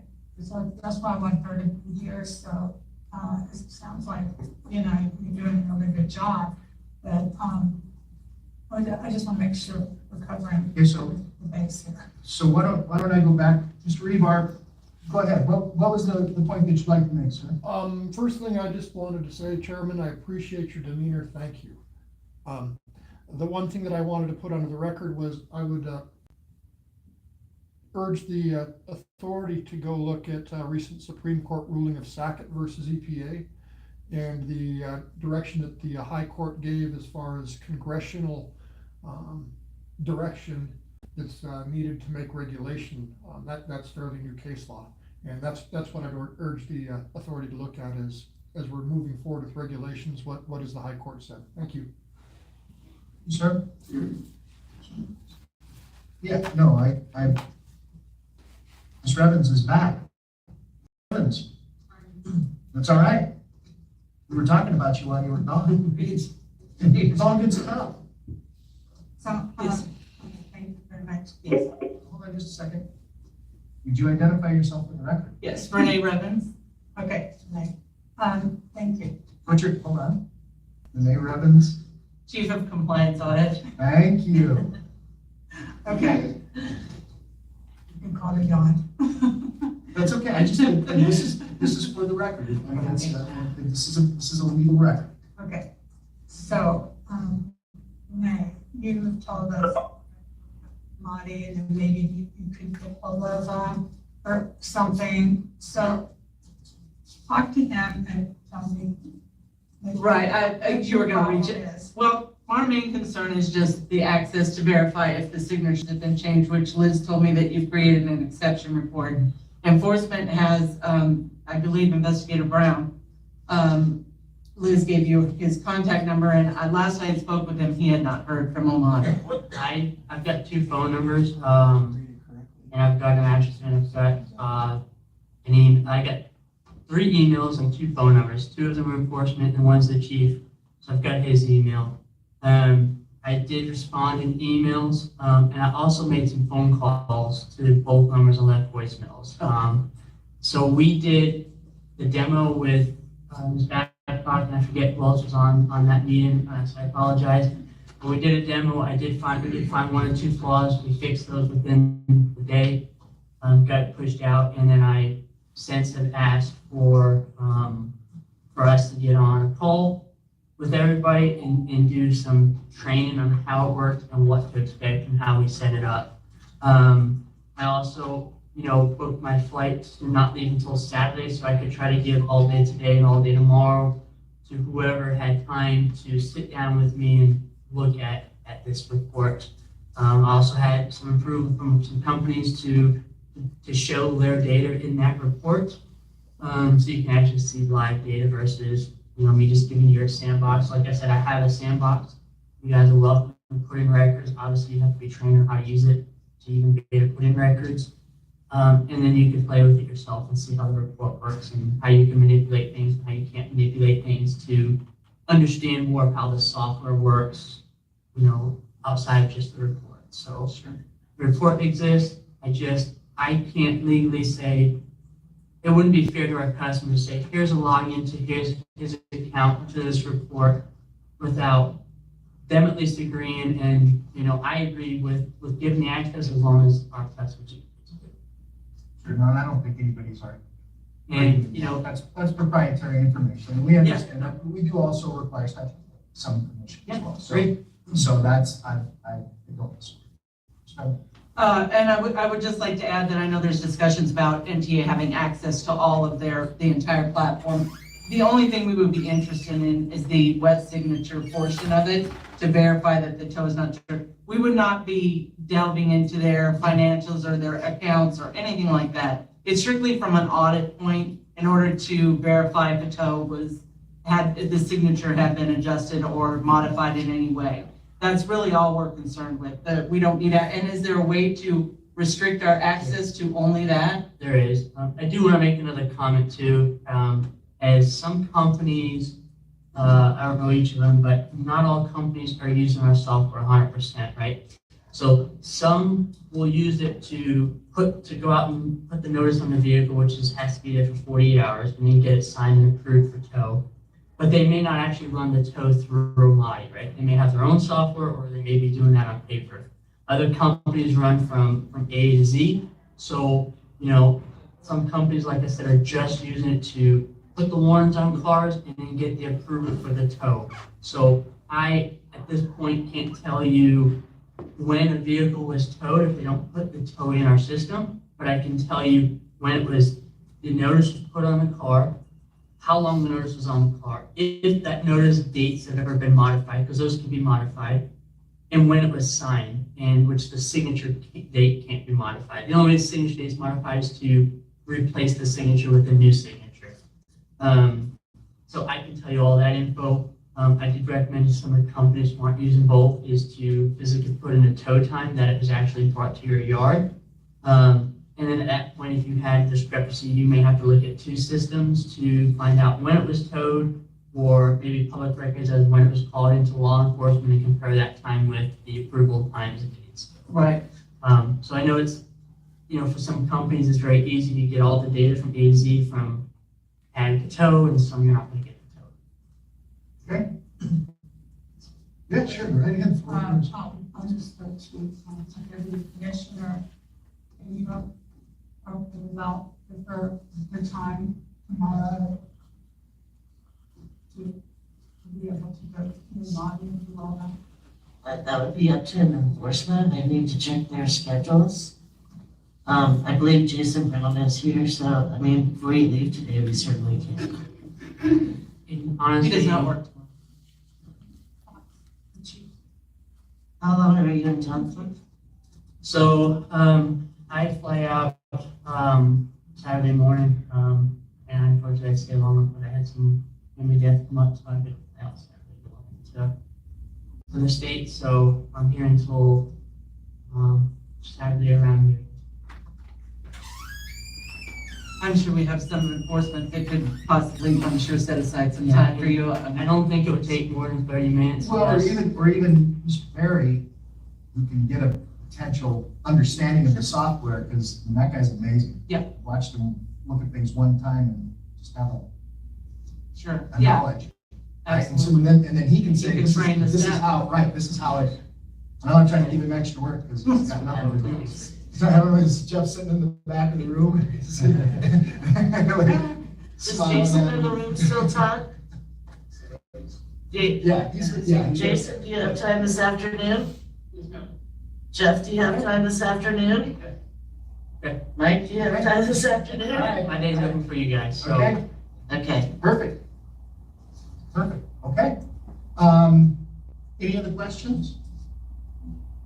Okay, Can I just add one thing? Yes. If this does go through and if we do approve the El Monte system, I would just ask that the previous carriers that were granted that, or who are utilizing that same software approved previously, that they are required to do the same thing moving forward that all the other carriers are. Okay. Even though they have access, we would still need them to sign off on allowing us access to view the records via the El Monte app. okay. Okay, and I think we're styled for that. It says should be conditioned. That is correct. However, I guess there might be a question as to what it's conditioned on. There's been a couple different things brought up. Yeah, what access? Whether we have full access to where we can go and look anytime we want, or whether we get a monthly report emailed to us. Okay. Or there seems to be quite a range of options of what it could be conditioned on. I would have a little bit of input on that as well as, I feel the same as the carrier would, like, I don't want you just to log into my system at any given time, maybe because as a company, I have a bad name out there, and so you're just targeting me as a company with a bad name. So if it was me, I would like, hey, you know what? We want to pull a report. Like, you would contact the carrier itself. We have a login. We don't even have to come on site, but you contact the carrier and say, you know what? We're gonna pull a report from this day to this day. We just want to let you know in advance that we're gonna pull that report. Or maybe you guys go on site and pull the report. And you have it printed out, and then you can take your time, take it with you, and so but that's how I would think of it working. Sure. Oh, Go ahead. No, Ms. Evans. Oh, I'm sorry. I was just gonna state that I believe the only times we would need to access it is if we have a complaint or if we're doing an operational inspection. However, their records are to be available to us Monday through Friday, 8 to 5. But I do not anticipate us randomly going in and running reports. It would be based off of an investigation, an operational inspection, or a complaint of some sort. True. And the only other question I had is if you're getting a report for preparation of an unannounced operational inspection, how does that impact? We would not notify them. They would be notified that we pulled it.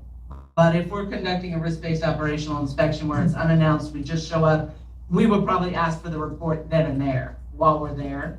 And then they would know we're doing the risk-based inspection. We would go back to the office, we would have access to Lamati so they can further look into the enforcements that are in question. Now, those would not be a heads up, hey, we're running a report in 3 days. It would be, we're running it today. We're gonna be looking into it today. Well, Marissa, will you mute that mic? Thank you. I apologize. Shuffling papers. Forgive me. Your questions been answered? I think so.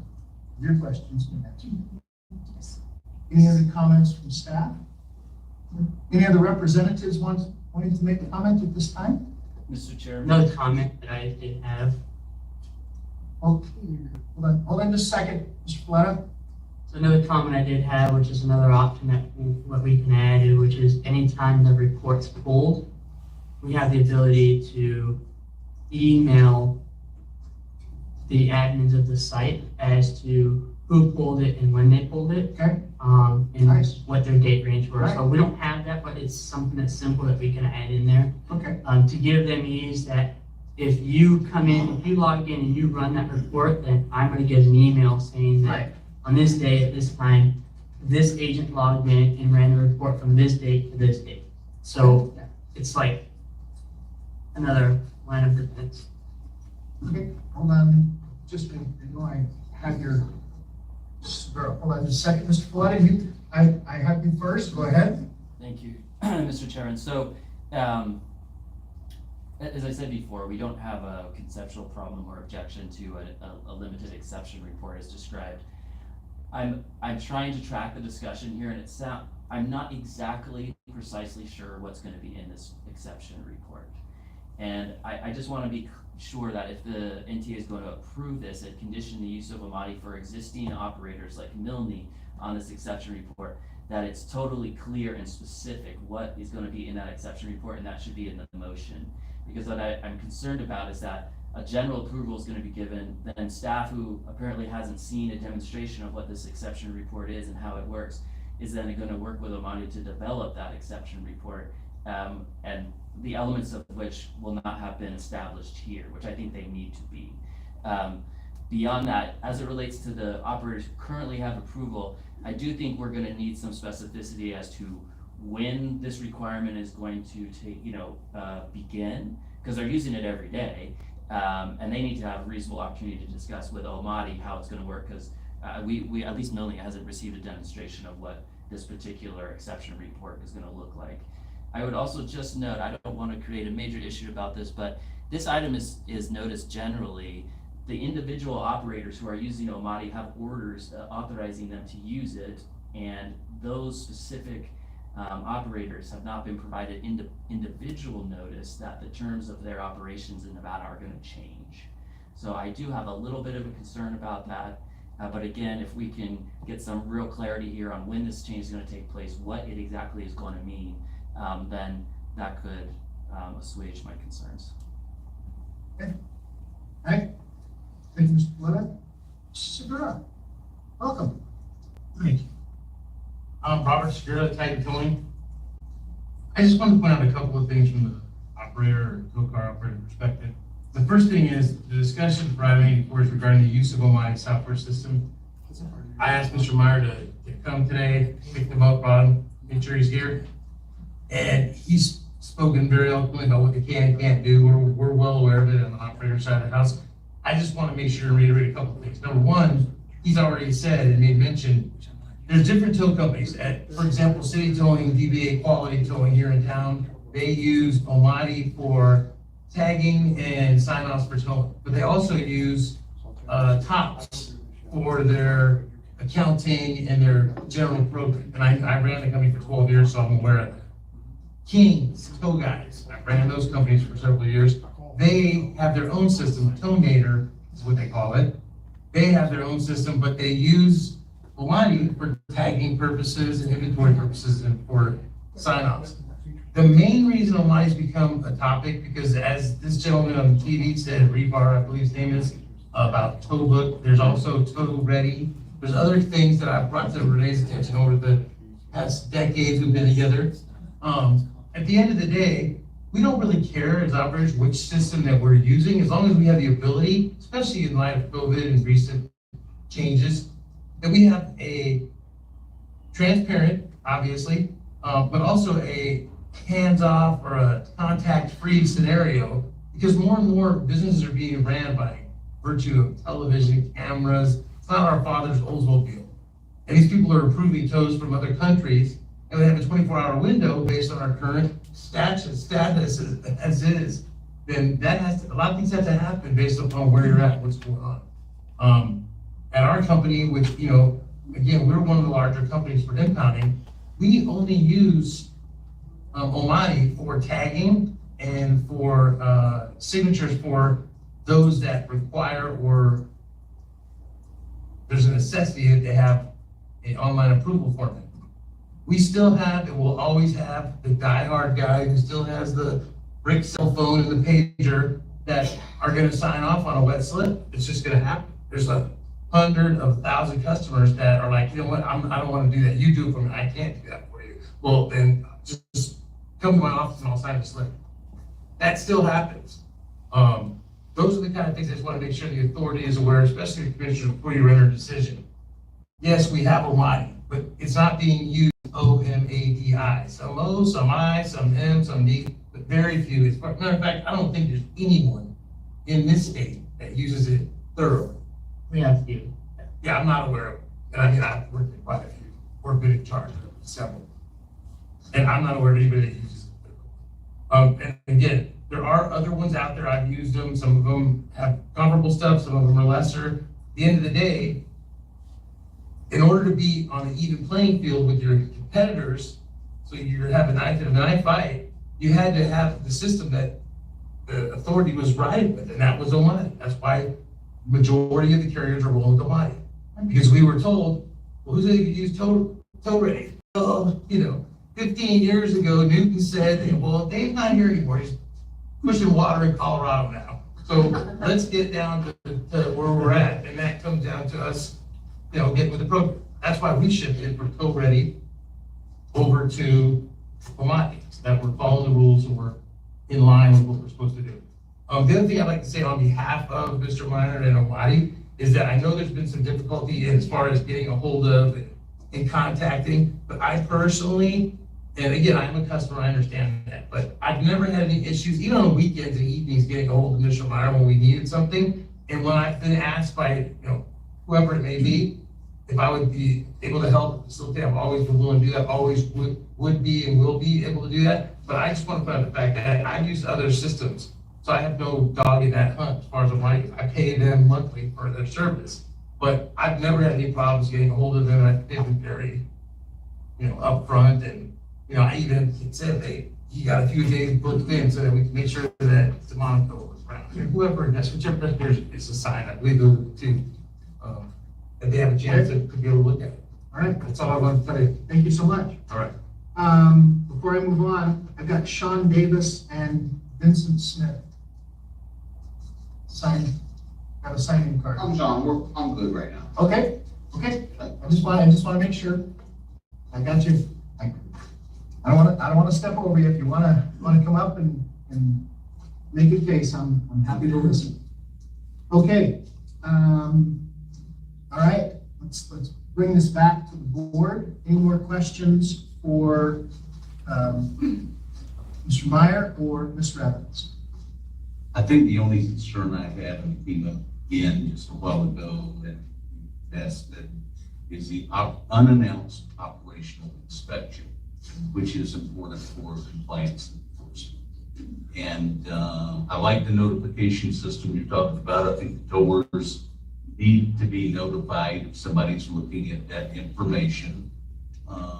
It presents a bit of a problem on an unannounced operational inspection, but I think what I would recommend, I don't think we're finished discussing this today. I think we need to let Investigator Brown meet with Mr. Myers, meet with Chief Evans, meet with everybody, and then we come back at another date. Well, and potentially, and this was kind of why I wanted to, why I opened this can of worms up, where this is Omani specific, and by admission, not admission, by indication, and made us aware that there's lots, and of course there's lots of other platforms out that are being used, and I don't want to just single Amati out and say, okay, we're going to make you guys do this, and the other platforms, so whatever, I mean, if we make a change in the way that we're going to plan on dealing with this, I would like to make sure that that change is instituted all software. I would like to make a comment on the software itself. So we were actually acquired by a company called TrackZero. TrackZero went out and bought 90% of all the other Toast softwares. There are us and the other software, which is Toba. So we own, like you mentioned, another company, Top, we own that as well. So most of the 90% of the other companies is all owned under an umbrella called TrackZero. So Amati is just our impound software.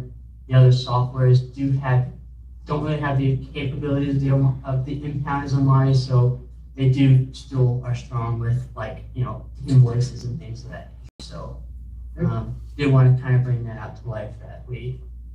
I wanted to comment on that as well. That the tow books and that the reason Amati came to the forefront is the wet signature. Okay. They're using a digital signature for the tows, whereas I have not, or enforcement has not brought to me where any other company or any other software is utilizing a digital signature in lieu of the wet signature, which is why Amati was brought basically to the forefront. Because they did ignore that you own 90%. No, I understand. I don't. I'm just a developer, which is why sometimes my emails are the hardest to reach me on, which is why I do prefer phone call or text. Okay. I do, actually, I think I agree, and I don't know whether you agree, Commissioner Gibbons, but I think I agree that we still have some investigating to do on this, and that I would like to see this come back once staff has had an opportunity to look at these things and say, yeah, we're comfortable with this, and give us a little bit more information. It actually sounds like a great solution. I mean, it really does. It sounds like it's a great platform. So I think that there's actually some real benefit here for the MTA. So, commissioners?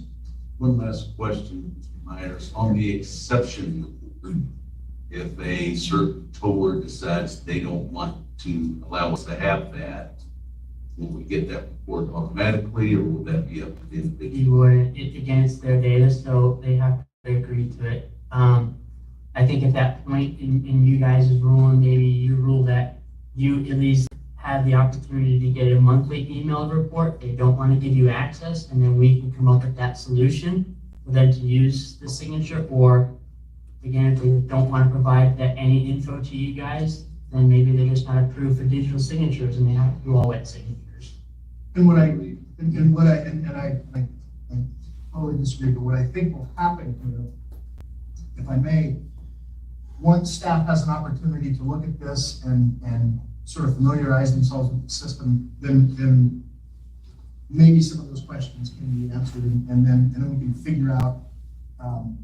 And what I want to do is I want to be careful how we write the next agenda item so that it's broad enough so that we can address some of these things. And I don't want to make it so broad that we're looking at the universe, but I do want to make sure that whatever we craft in terms of the agenda item, we're stylized to discuss and make a decision. Okay? What would you like from us, Mr. Keeley? Would you like us to make a motion to continue this, for staff to bring it back and investigate, or do we just table it? What would your desire be? I would recommend making a motion to table it or continue until. Sir? If that's the direction. Okay? If the authority wants to continue, they need to give a specific date, because this has been going on and on, because every time we continue it without a date, we have issues of no ability to get answers. So you want to make a motion to continue it, what's a reasonable amount of time? August, the next meeting? August 3rd is the next meeting. That's correct. Will that give everybody time to get everything done? I mean, what I plan on doing a demo, like I said, if they have time today, and show them what the report looks like and how we set it up, because there is a setup on everybody's account, because again, everybody's using different things, so we do have it set up per account. Alright. Yeah. And we have, what, 9 or 10 users on this that we So yeah, something in that nature. So I'm gonna make an exception. Sir, I see you standing in the back. Come on up. Tell me who you are. Lord Garcia, on Rescue Towing. Okay, I didn't see your comment card. I apologize for you. No worries. So basically, a couple of comments. See, I believe the Mari system, as we speak, you guys already have full access. Now, we'll give you any access you need, but I heard you say give them a login and a username. That's like me saying you want a key to my yard. Same thing, you're breaking my privacy. Now, you guys sent a complaint. You guys sent a list of requirements you guys want back, correct? Which is pictures, invoices, PI. It's simple.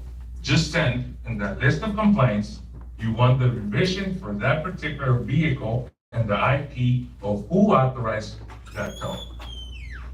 Problem solved. That requirement, you don't need access. Now, if you want to double and triple verify, you can contact Omani directly and say, hey, we have this vehicle in particular, was anything changed? Yes or no? No. I think giving access or to NTA or logging, checking monthly, that's just going a little bit too far. Because in reality, there are some towing companies that are abusing the system, but there are some of us that were not. So like you guys can go to my yard anytime. Thing is, like I said, if you come in with a via complaint, then you'll have all the documentation you need so you guys can verify there was nothing done illegally. Because in reality, it's easier to fake a wet signature than a digital signature. It's impossible. Once that IP address hits, you're done. You know what I mean? That's all I had to say. Okay. All right? Yep. Thank you. Okay, so I guess if this is the decision we make today, when staff brings this back, I want to investigate all of those things. And I do not disagree with the comments that have been made. I think they're completely legitimate. That's my opinion. Only free thing in life, unless I'm an attorney. I'm going to charge you for it. Okay? Commissioners? What do we want to do? Need a motion. I'll make a motion to continue this to the August 3rd, 2023 general session so that staff might work with Omani and the towers to come to some. I have a motion, do I have a second? Okay, I have a motion and a second. Is there any other discussion? We have heard public comment and listened to the public. All those in favor, please signify by saying aye. Aye. Motion carries unanimously. Thank you so much for coming. Okay, that takes us to item number 85. That's docket number 23-05028, discussion regarding the future consistent application of NAC 706-391